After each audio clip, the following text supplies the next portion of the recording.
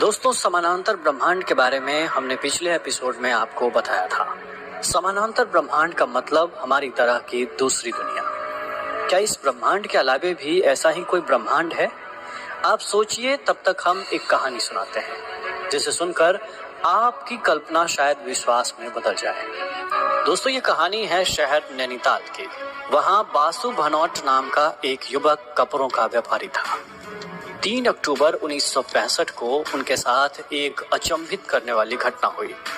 ऐसी घटना जिसे पहली बार सुनकर आप विश्वास नहीं करेंगे। 13 अक्टूबर को वो अपने गांव सतराली के लिए निकले। बासु अक्सर बिजनेस से समय निकालकर अपने परिवार से मिलने जाया करते थे। उन्हें सब कुछ सामान्य लग रहा था। उन्होंने कुछ देर के लिए आराम किया। अभी उनका घर नजदीक आ गया था। बासु के कुछ देर वहां बैठने के बाद अचानक उनके सामने धुंध छा गया। कुछ देर बाद बासु उस धुंध को चीरते हुए आगे बढ़ गए। इस धुंध से निकलते ही बासु का गांव तो दिख रहा था, लेकिन बहुत कुछ बदला बदला सा लग रहा था।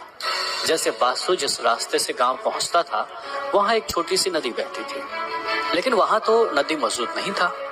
बासु को बेहद आश्चर्य हुआ, लेकिन बासु बिना किसी गांव वालों से बात किए हुए सीधे अपने घर पहुंचा। घर पहुंचने पर उसके साथ जो घटना हुई वो वाकई हैरान करने वाला था। बासु जब अपने घर पहुंचा तो वह अपने घर पर किसी को भी नहीं पहचानता था। बासु ने जब उन लोगों से अपने परिवार के बारे में पूछा तो उन लोगों ने बताया कि वो लोग यहाँ 20 सालों से रह रहे हैं, जबकि बासु कुछ दिन पहले ही अपने परिवार से मिलकर गया था। बासु ने गांव के लोगों से बात की तो पता चला कि बासु का परिवार 20 साल पहले किसी दुर्घटना में मारे गए हैं। बासु बहुत चक्का था। उसे कुछ समझ नहीं आ रहा था। वो सब कुछ छोड़कर पुलिस स्टेशन पहुंचा। पुलिस को सारी बातें बताई।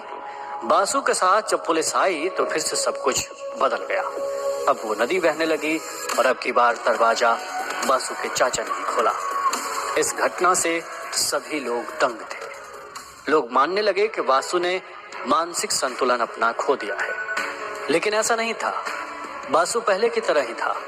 ये घटना उस समय के अखबार में भी आई थी और उस क्षेत्र में आज भी लोग इस विषय पर चर्चा